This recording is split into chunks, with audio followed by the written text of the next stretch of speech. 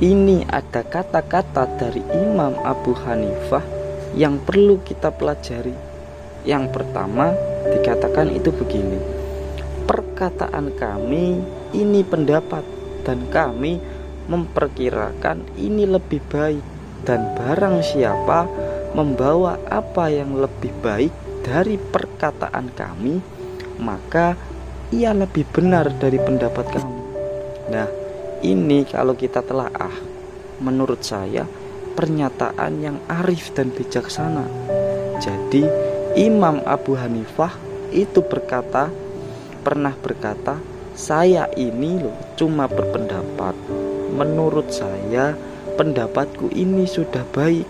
Akan tetapi kalau ada yang membawa pendapat yang lebih baik, ya berarti dia itu lebih benar dari pendapat kami.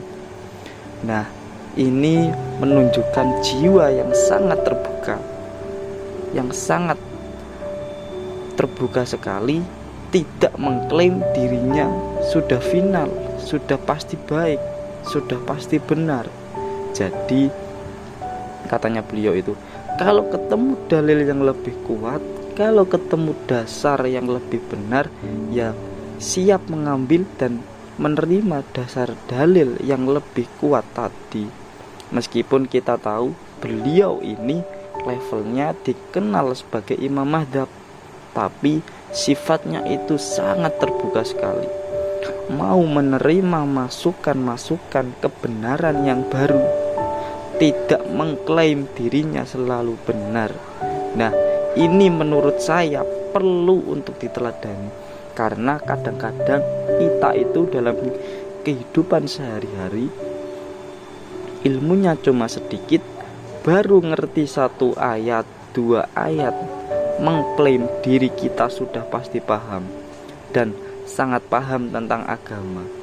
Kalau misal dikritik oleh orang lain, ya pasti marah-marah. Padahal orang selevel Imam Abu Hanifah saja, ya kalau ada orang membawa yang lebih baik, mungkin dalilnya itu lebih kuat, mungkin argumennya itu lebih masuk akal, ya berarti dia lebih benar dari pendapat kami. Itu adalah pelajaran yang sangat berharga dari Imam Abu Hanifah. Itu pelajaran pertama. Terus yang kedua, ini ada kalimat dari beliau lagi, dikatakan begini: apabila telah sahih sebuah hadis, maka hadis tersebut menjadi madhabku. Jadi kalau ada hadis kok terbukti memang hadis itu sahih, ya sudah, berarti itulah madhabku. Nah, ini sebenarnya nyambung dengan kalimat berikutnya. Apabila saya mengatakan sebuah pendapat yang menyelisihi kitab Allah dan hadis Rasulullah yang sahih, maka tinggalkanlah perkataanku. Jadi tidak mutlak perkataanku itu pasti benar. Kalau nanti ternyata terbukti pendapatku ini nabrak Al-Quran, nabrak hadis yang sahih, ya sudah, katanya Imam Abu Hanifah, tinggalkan saja pendapatku itu, perkataanku itu. Terus dikatakan lagi oleh beliau, tidak halal bagi seseorang untuk mengambil atau memakai pendapat kami selama dia itu tidak mengetahui dari mana dalil kami itu mendapat dalil tersebut, sumbernya dari mana. Haram hukumnya bagi orang yang tidak mengetahui dalilku, akan tetapi dia berfatwa dengan pendapatku.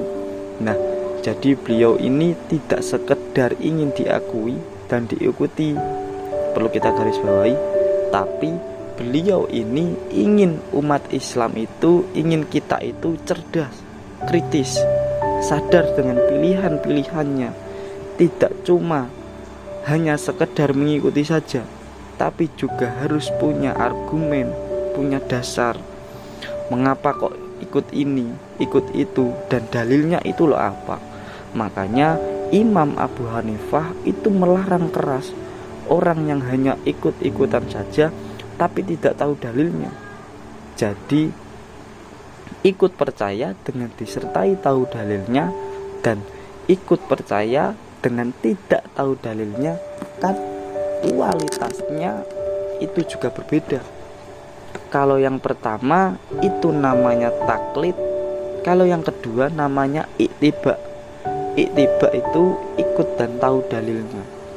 Kalau taklid itu kan ya pokoknya manut saja, pokoknya ada pendapat dari mana saja ya diikuti, tapi tanpa disertai dengan belajar untuk memahami.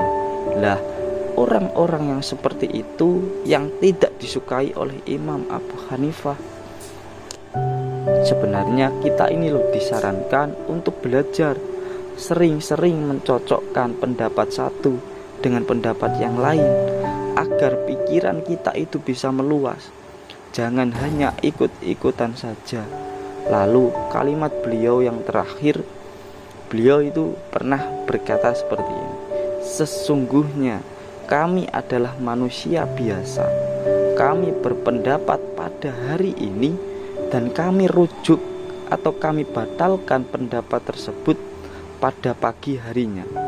Jadi ini adalah kesadaran yang sangat tinggi menurut saya dari Imam Abu Hanifah, bahwa kita ini loh hanya manusia yang mempunyai keterbatasan. Sepinter apapun kita tidak akan tahu segala-galanya, termasuk saja dalam hal urusan agama.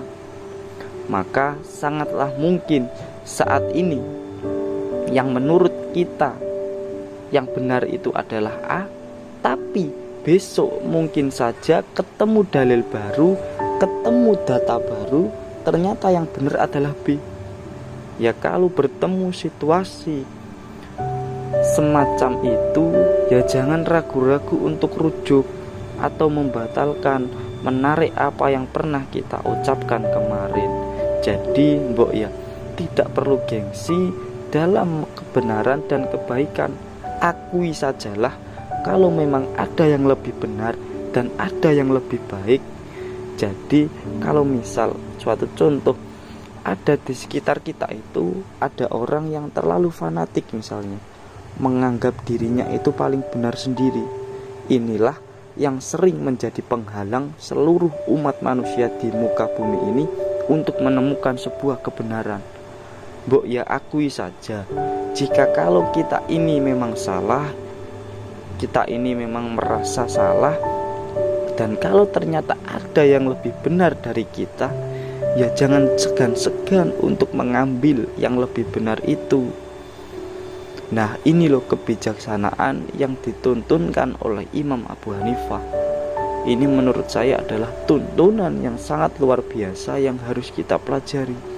Karena saat ini banyak sekali di sekitar kita, di masyarakat kita, sering terjadi konflik-konflik hanya karena kita ini merasa diri kitalah yang paling benar sendiri. Kita tidak mau terbuka kalau ada orang lain yang punya pandangan berbeda. Kita melihat orang yang berbeda pandangan itu seperti orang yang nantang kita, melawan kita, padahal hakikatnya itu cuma sekedar berbeda saja. Dan tidak ada jaminan kalau pendapat kita itu adalah yang paling benar. Maka tetaplah bersifat terbuka dan tawaduk dalam hidup ini, agar kita itu bisa hidup dengan penuh kedamaian, dengan tujuan Islam yang rahmatanil alamin, Islam yang membawa kepada kedamaian kepada seluruh umat manusia yang ada di muka bumi ini. Barulah itu nanti yang dituntunkan oleh Imam Abu Hanifah ini bisa menjadi bermanfaat bagi hidup kita semuanya.